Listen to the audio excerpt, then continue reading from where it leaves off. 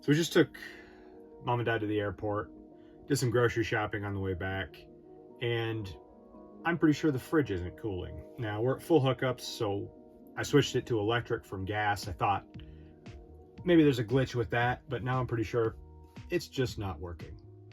I guess it's time to start making some calls to see if I can find one. Hoping that I can get one that'll fit somewhere near how that one fits, so I don't have to modify the cabinets. I'm a little worried. The question is not how much we'll have to spend, but if we can even find one. Apologize for the background noise. We are next to the highway at a Camping World in Utah, and we're performing some emergency surgery here. Our refrigerator has died. Not entirely surprising. It's 15 or 16 years old, but it has given up. So to remove the refrigerator, I'm going to start by removing the securing for the drain line here. I've got a screw that I haven't got to over here, and there's another screw. I've raised it up so you can see it a little better there, that holds the back foot down. After that, we'll disconnect the wiring. We've already shut off the gas. We've got to disconnect the gas line. I'm hoping they use the same size gas valve fitting so that won't be fiddly and I can just connect it right up.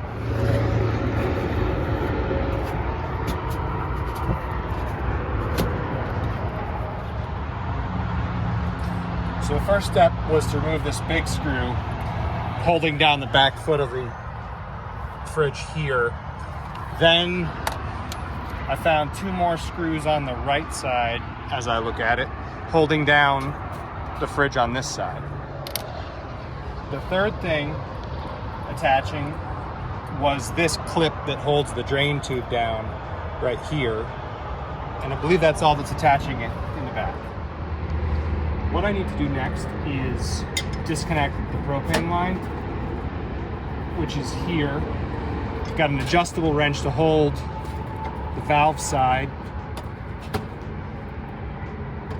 and a 13/16, which I think is pretty common, but may not be the size they always use. The next step is to disconnect the power cord. That's right hidden just above the compartment door. The last step back here is going to be to disconnect the 12-volt power from this little block right here.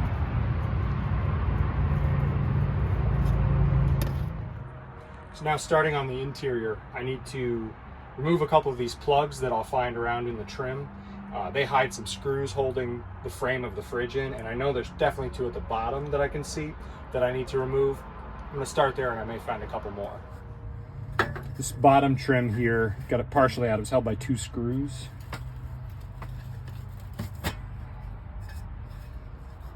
This is the control panel, and there are two screws hidden behind it right here and right here, so I'll take those out now.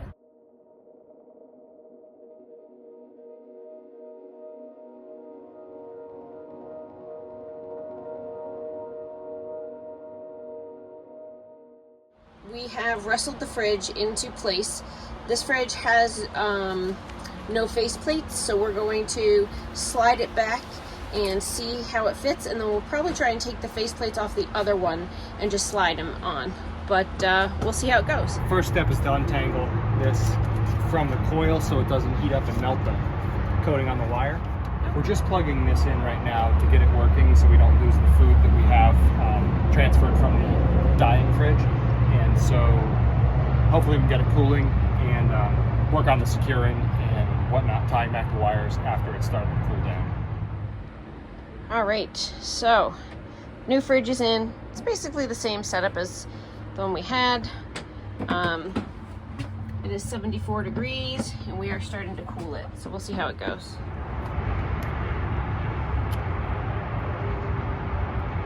What are you doing? Just testing to make sure that I'm connecting the positive power to the positive on the fridge. I like to be sure on things like this. Red wire is positive. I'm reconnecting the propane now. I'm not actually going to run it on propane, but I'm just going to make the connection.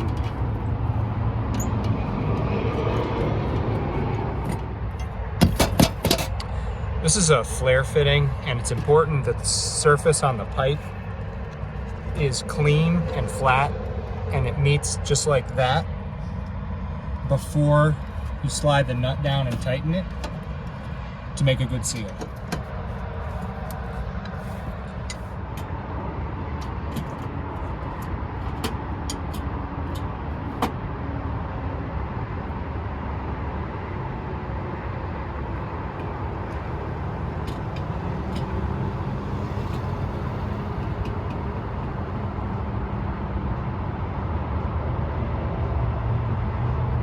Well, we don't have to have it fully on. We're not going to valve on the propane or anything. This is just to get us out of the parking lot and cooling. Yep. Because we'll be at a campground tonight with full hookups, and we'll chill this fridge down.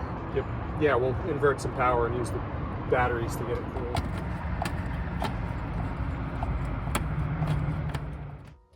So we decided we weren't going to pay the exorbitant $200 or whatever it was for panels to finish this off. We're going to do something creative when we've got the time.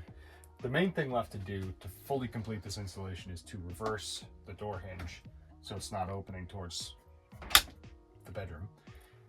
The main thing about that is that this needs to be pulled out so that you have access to screws on the back side of the hinge. There's 3 screws that need to come out of this hinge. One of them is hidden, so if you've fully installed the fridge, you actually need to loosen it up and move it again to get to that screw.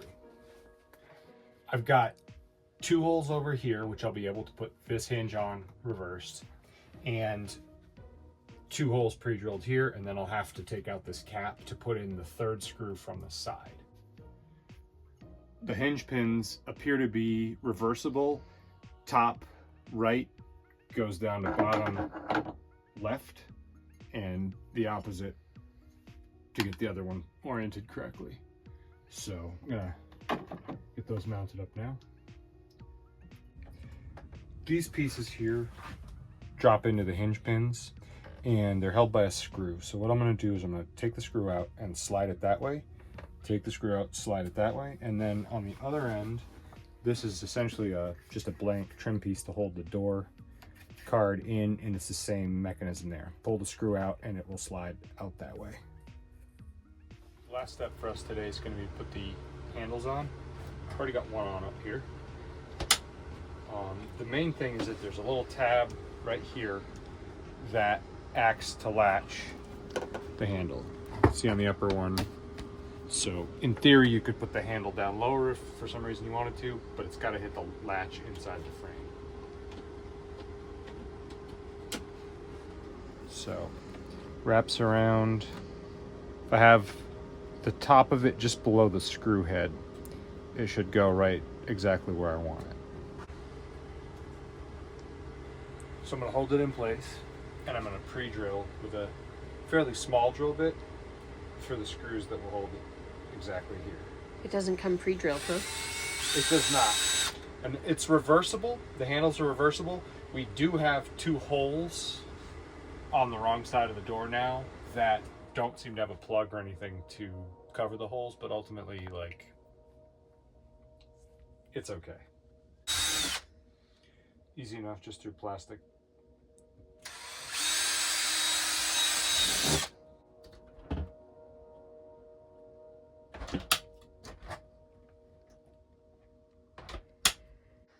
Now I gotta put it back in place and screw it down.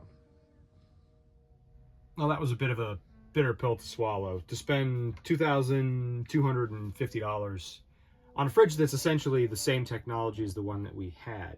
Now, we were probably lucky to find it same day, but we had been researching 12-volt fridges. We were hoping to go that route on our next fridge install, but we were forced to make a decision here, and ultimately we could have had a 12-volt cooler, limped it along, and figured out how to have a fridge shipped to us within 2 weeks or something like that. But ultimately, I think we made the right decision here, even though it was a tough one, just to be back to functional.